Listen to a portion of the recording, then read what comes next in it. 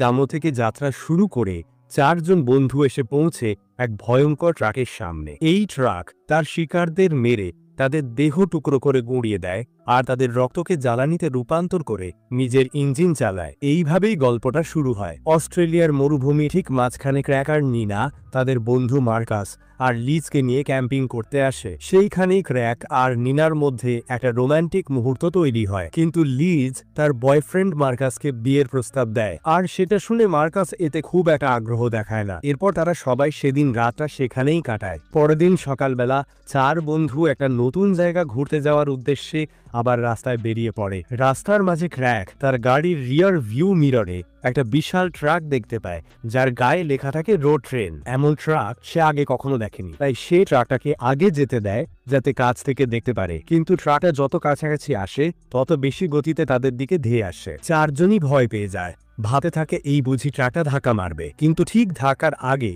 Truck চালক হঠাৎ করে ট্রাকটাকে অন্য লেনে ঘুরিয়ে নেয় আর সামনে দিয়ে চলে যায়। এই ঘটনাটা ক্র্যাকের মোটেও ভালো লাগে না, তাই সে সিদ্ধান্ত নেয় ট্রাকটাকে ওভারটেক করবে। সে ট্রাকে ছাড়িয়ে যাওয়ার চেষ্টা করে, কিন্তু ট্রাক চালক তাকে যেতে দেয় না। তবুও ক্র্যাক গতি বাড়িয়ে ট্রাকটাকে ওভারটেক করে ফেলে। এই দৃশ্য দেখে লিজ ট্রাক চালকের মজা করতে থাকে, কিন্তু এই হাসি ঠাট্টাই তাদের জন্য বড় বিপদের কারণ হয়ে দাঁড়ায়, কারণ এবার ট্রাকটা আরো বেশি গতিতে তাদের পেছনে তাড়া করতে থাকে। ক্র্যাক যতটা পারে গাড়ির গতি বাড়িয়ে ফেলে, তবুও ট্রাকটা খুব কাছে চলে আসে আর পিছন থেকে ধাক্কা দিতে শুরু করে। বন্ধুরা চিৎকার করে বলে দিক পাল্টাও, কিন্তু গাড়ি তখন ফুল স্পিডে। এই অবস্থায় মোড় ঘুরালে গাড়ি উল্টে যেতে পারে, আর তাই হয় একটা বড় ধাক্কায় গাড়ি উল্টে সরাসরি রাস্তার নিচে পড়ে যায়। তবে ভাগ্য ভালো, 4 জনই বেঁচে যায়। তবে ক্র্যাকের হাত গুরুতরভাবে আহত হয় আর গাড়িটা পুরোপুরি ভেঙে যায়। মার্কাস লিজকে শান্ত করার চেষ্টা করে আর নিনা ফার্স্ট এইড কিট এনে ক্র্যাকের হাতে ব্যান্ডেজ করে যাতে রক্তপাত বন্ধ হয়। এখন সবচেয়ে বড় চিন্তা, তাড়াতাড়ি কোনো হাসপাতালে পৌঁছানো দরকার, না হলে ক্র্যাকের অবস্থা আরো খারাপ হতে পারে। কিন্তু আশপাশে সাহায্যের কেউ নেই। ঠিক তখনই তারা দেখতে পায় ওই একই ট্রাকটা আবার দাঁড়িয়ে আছে রাস্তার মাঝে। এই দেখে লিজ রাগে ফেটে পড়ে আর ট্রাক চালকের কাছে গিয়ে প্রতিশোধ নেয়ার সিদ্ধান্ত নেয়। মার্কাসও তার সঙ্গে যায়। তারা কিছু দূর হেঁটে গিয়ে ট্রাকের কাছে পৌঁছায়, দেখে ট্রাক এখনো রাস্তায় দাঁড়িয়ে আছে আর চালকের সাইডের দরজাটা খোলা। ভেতরে গিয়ে দেখে ট্রাক চালক নেই, চাবিও ট্রাকে লাগানো। এই বিষয়টা তাদের অদ্ভুত লাগে, তবুও তারা ট্রাকটা খতিয়ে দেখতে থাকে। একটু পরেই ক্র্যাক আর নিনাও সেখানে এসে পৌঁছায় দেখতে কি হচ্ছে। ক্র্যাক ট্রাকের সামনে একটা ছোট স্ট্যাচু দেখে, যেটা 3 মুখ একটা কুকুরের। এই স্ট্যাচুটা দেখে ক্র্যাক অদ্ভুতভাবে ট্রাকের দিকে আকৃষ্ট হতে থাকে। তার দৃষ্টি একদম আটকে যায় সেই জায়গায়। সে এক দৃষ্টিতে দেখতে থাকে যতক্ষণ না নিনা তাকে ডেকে তুলে আনে। এই ঘটনা ক্র্যাকে বেশ অদ্ভুত আর ভয়ঙ্কর লাগে। সে কিছু একটা বলার চেষ্টা করছে,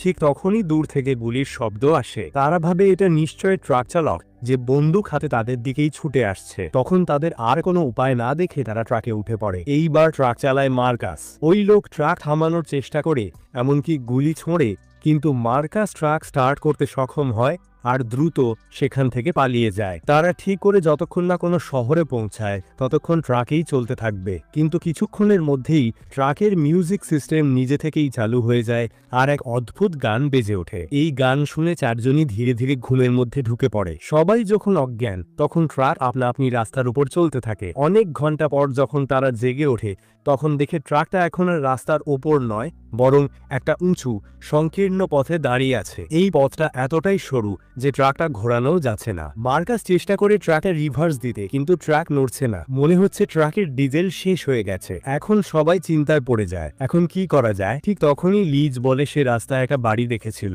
সে প্রস্তাব দেয় সেখানে গিয়ে সাহায্য চাওয়া যাক। মার্কাস আবারও তার সঙ্গে যেতে রাজি হয়, কিন্তু যখন লিজ তার কাছে যাওয়ার চেষ্টা করে তখন আবারও সে তাকে দূরে ঠেলে দেয়। লিজ জিজ্ঞেস করে শুরু থেকেই তুমি এমন অদ্ভুত আচরণ করছো কেন? তখন মার্কাস জানায় সে বুঝে গেছে লিজ তাকে ঠকিয়েছে আর তার ক্র্যাকের সঙ্গে কিছু একটা চলছে। এই কথা শুনে লিজ চুপ করে যায়, তারপর স্বীকার করে নেয় আর ক্ষমা চায়। কিন্তু মার্কাস ক্ষমা করে না, কারণ লিজ এটা গোপন রেখেছিল আর কয়েক মুহূর্ত আগেই ক্র্যাক নিজেই সব সত্যি কথা বলেছে।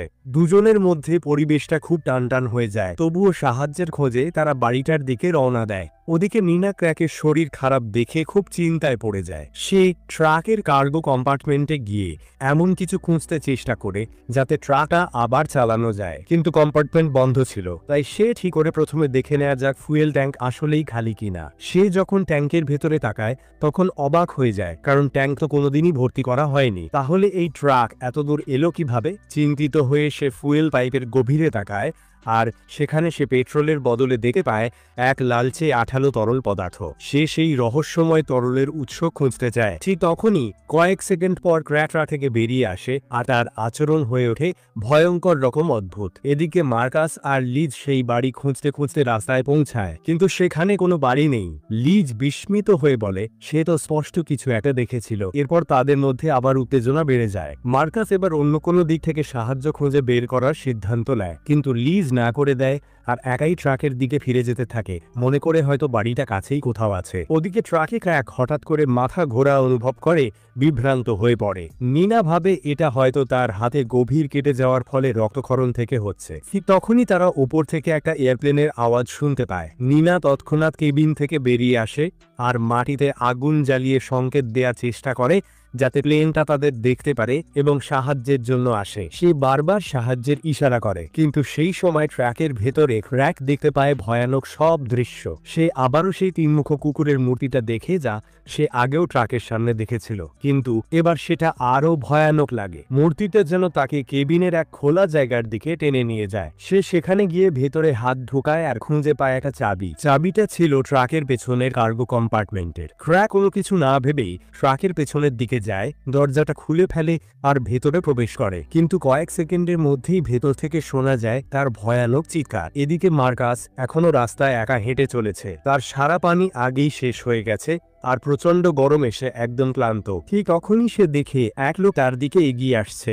লোকটা দেখে সেই ট্রাক ড্রাইভারের মতো যার কাছ থেকে তারা ট্রাকটা চুরি করেছিল। মার্কাস আতঙ্কিত হয়ে দৌড়াতে থাকে যত জোরে পারে, কিন্তু লোকটা তার পেছন পেছন আসে আর মার্কাসের দিকে গুলি চালায়। মার্কাস রাস্তায় না গিয়ে গ্রাম্য এক পরিত্যক্ত জায়গার দিকে ছুটে যায়। সেখানে সে দেখতে পায় একটা ভাঙা ব্রিজ। সে লুকানোর জন্য ব্রিজের নিচে চলে যায় যাতে ড্রাইভার তাকে না দেখতে পায়। এদিকে লিজ এখনো সেই বাড়ির খোঁজে ঘুরে বেড়াচ্ছে। সে নিজেকে ঘিরে পায় নিস্তব্ধ আর নির্জন পরিবেশে। অনেকক্ষণ হাঁটার পর অবশেষে সে একটা বাড়ি খুঁজে পায়, কিন্তু সেই জায়গাটা বহু বছর ধরে পরিত্যক্ত বলে মনে হয়। তবুও লিজ সাহস করে ভেতরে ঢুকে পড়ে। সে এক শেলফে একটা বন্ধ টিনের ক্যান খুঁজে পায়। বিনা ভেবেচিন্তে লিজ যখন ক্যানটা খুলে প্রথম চুমুক দেয়, তখন সে আর নিজেকে থামাতে পারে না, বারবার পান করতে থাকে। ঠিক তখনই ক্র্যাকের মতো তার চোখের সামনে ভেসে ওঠে ভয়াবহ আর বিভ্রান্তিকর দৃশ্য।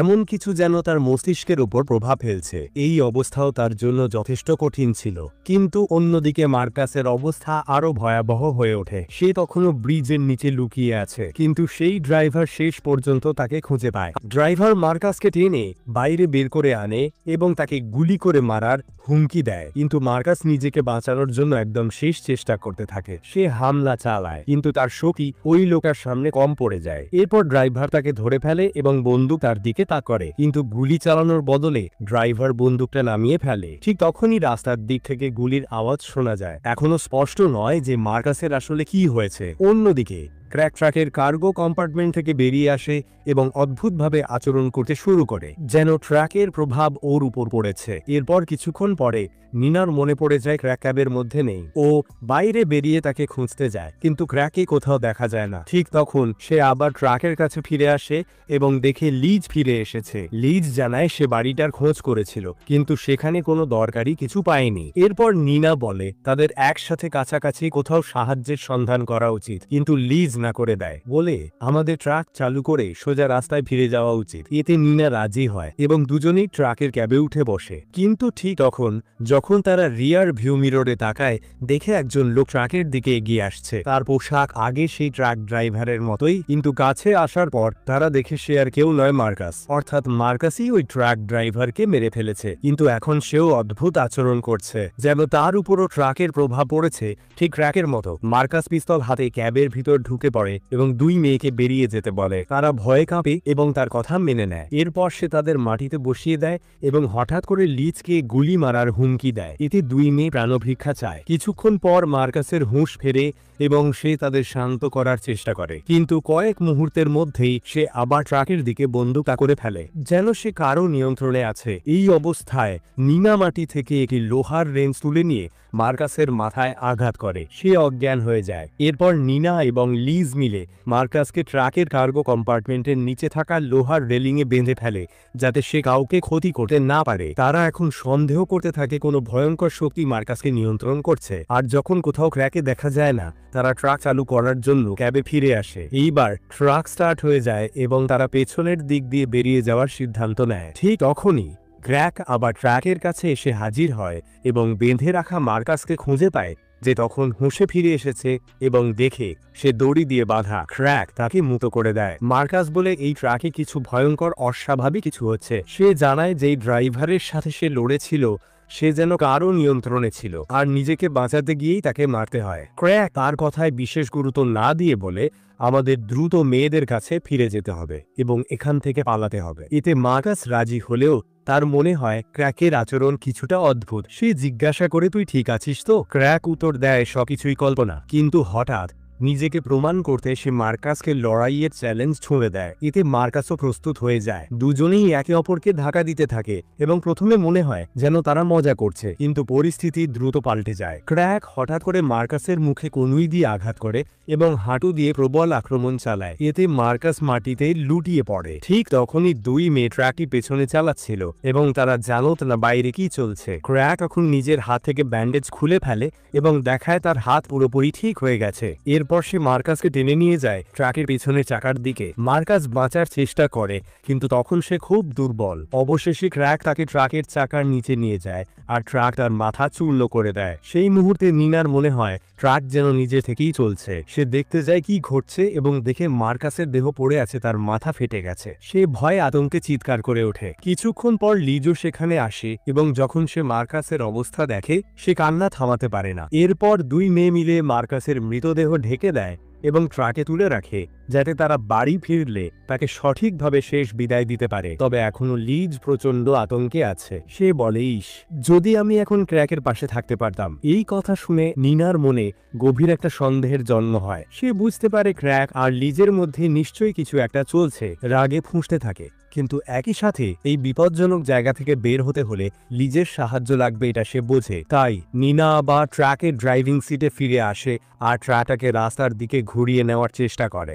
লিজ তাকে পথ দেখাতে সাহায্য করে। কিছুক্ষণ পর নিনা আবার সেই কেবিনে রাখা লাল তরল ভর্তি একটা বোতল খোলে আর সেটা পান করে ফেলে। ঠিক তখনই হঠাৎ করে ক্র্যাক সেখানে হাজির হয়। লিজ তাকে দেখে প্রশ্ন করে, তুমি এতক্ষণ কোথায় ছিলে? ক্র্যাক উত্তর দেয়, যদি আমরা ট্রাকের পেছনের অংশে যাই তাহলে এখান থেকে বাঁচতে পারি। লিজ তো ক্র্যাকে ভালোবাসে, তাই তার কথা বিশ্বাস করে নেয় আর চলে যায় কার্গো কম্পার্টমেন্টে। কিন্তু দরজা বন্ধ হতেই ভেতর থেকে ভয়ঙ্কর আর্তচিৎকার ভেসে আসে। নিনা আতঙ্কিত হয়ে পড়ে। সে তৎক্ষণাৎ কেবিন থেকে বেরিয়ে আসে, দেখতে চায় কি হয়েছে, কিন্তু বাইরে এসে সে লিজকে খুঁজে পায় না, বরং ক্র্যাকে দেখে যে এমনভাবে আচরণ করছে যেন কিছুই হয়নি। নিনা তখন আরো বেশি হতবাক হয়ে যায়, কারণ সে আবার ক্র্যাককে একদম সামনে দাঁড়িয়ে দেখতে পায়। তবে ক্র্যাক স্পষ্ট কিছু বলে না, শুধু বলে, তুমি চলো আমার সঙ্গে কার্গো কম্পার্টমেন্টে। নিনা ধীরে ধীরে তার প্রভাবের মধ্যে পড়তে থাকে আর ভেতরে যাওয়ার কথা ভাবে। কিন্তু ঠিক সেই মুহূর্তে দরজার ফাঁকে সে দেখতে পায় ক্র্যাকের রক্তে ভেজা শার্ট আটকে আছে। এই দৃশ্য তাকে সচেতন করে তোলে কিছু একটা ঠিক নেই। সে ক্র্যাকে ঠেলে ফেলে দেয় আর তাকেই কার্গো কম্পার্টমেন্টে আটকে রেখে দরজা বন্ধ করে দেয়। তারপর আবার কেবিনে ফিরে আসে আর ট্রাক ঘুরিয়ে শহরের দিকে চালানো শুরু করে। কিছু কিলোমিটার যাওয়ার পর সে আবার ক্র্যাকের কথা ভাবতে থাকে আর কম্পার্টমেন্ট চেক করতে ফিরে আসে। সামনে যেতেই সে ভেতর থেকে ক্র্যাকের চিৎকার শুনতে পায়। সে বলছে, দরজা খুলো, না হলে আমার ক্ষত আরো খারাপ হবে। নিনা তাকে সাহায্য করতে চায়, কিন্তু ঠিক তখনই সে ট্রাকের ফুয়েল ট্যাঙ্ক পরীক্ষা করে আর দেখে আবার সেই লাল তরল লিক হচ্ছে। সে পুরো ট্র্যাকটা ভালো করে পরীক্ষা করার সিদ্ধান্ত নেয় আর অবশেষে সত্যিটা জানতে পারে এই ট্র্যাকের ফুয়েল গ্যাসোলিন নয়, এটা এক ধরনের তরল যা এই ট্র্যাকের শিকার মানুষদের শরীর থেকে তৈরি করা হয়। শিকারদের মেরে ফেলার পর তাদের দেহ একটা মেশিনে পিষে ফেলা হয় আর তাদের রক্ত আর অঙ্গ প্রত্যঙ্গ দিয়ে ট্রাকের ইঞ্জিন চালানো হয়। এই ভয়ঙ্কর সত্য জেনে নিনা তীব্র ভয়ে কাঁপতে থাকে আর সঙ্গে সঙ্গে কম্পার্টমেন্ট থেকে বেরিয়ে আসে। সে কেবিনে ফিরে গিয়ে ট্রাক চালিয়ে দ্রুত শহরের দিকে রওনা হয়, কিন্তু পথে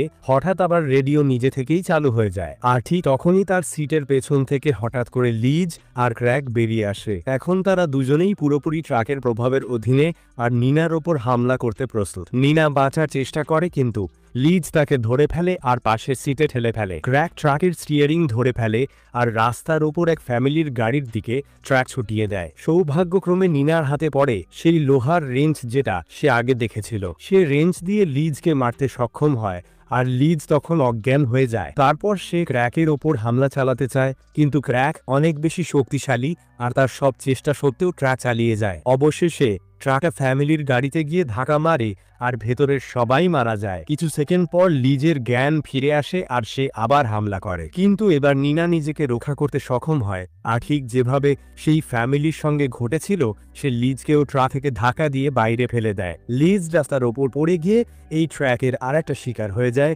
যেটা দেখে ক্র্যাক প্রচন্ড রেগে যায়। তবুও নিনা তার প্রেমিককে ঘুষি আর চোর মারতে থাকে যাতে সে ট্রাক থামায়। ঠিক তখনই ক্র্যাক হঠাৎ ব্রেক কষে দেয় আর নিনার মাথা ড্যাশবোর্ডে আঘাত পেয়ে অজ্ঞান হয়ে যায়। কিছুক্ষণ পর নিনার জ্ঞান ফিরে আসে ট্রাকের কেবিনে, কিন্তু ড্রাইভারের দরজা খোলা থাকে আর ক্র্যাকে কোথাও দেখা যায় না। শক্তি সঞ্চয় করে নিনা আবার রাস্তায় হাঁটতে শুরু করে। সবকিছু ঠিকঠাক মনে হচ্ছিল যতক্ষণ না সে আবার ক্র্যাকে দেখতে পায়। সে দেখে ক্র্যাক লিজের শরীরটাকে কার্গো ডিব্বার দিকে টেনে নিয়ে যাচ্ছে। তার ইচ্ছা লিজের মৃতদেহটা বডি পিসে ফেলার মেশিনে ফেলে ট্রাকের জন্য আরও জ্বালানি তৈরি করা। এই কাজটা করার আগে সে নিনার কাছে সাহায্য চায়, কিন্তু নিনা তা স্পষ্টভাবে অস্বীকার করে। তখন ক্র্যাক বলে, যদি আমরা ট্রাকের একটা অংশ হয়ে যাই তাহলে আমরা যা খুশি তাই করতে পারবো। এই প্রস্তাবটা শুনে নিনা কিছুক্ষণ ভাবতে থাকে, তারপর সে অভিনয় করে যেন রাজি হয়ে গেছে। সে ক্র্যাকের সঙ্গে মিলে লিজের শরীরটা ড্রাম কম্পার্টমেন্ট পর্যন্ত নিয়ে যায়, কিন্তু ঠিক যখন নিনার পালা আসে সে হঠাৎ করে ক্র্যাকে এক লাথি মেরে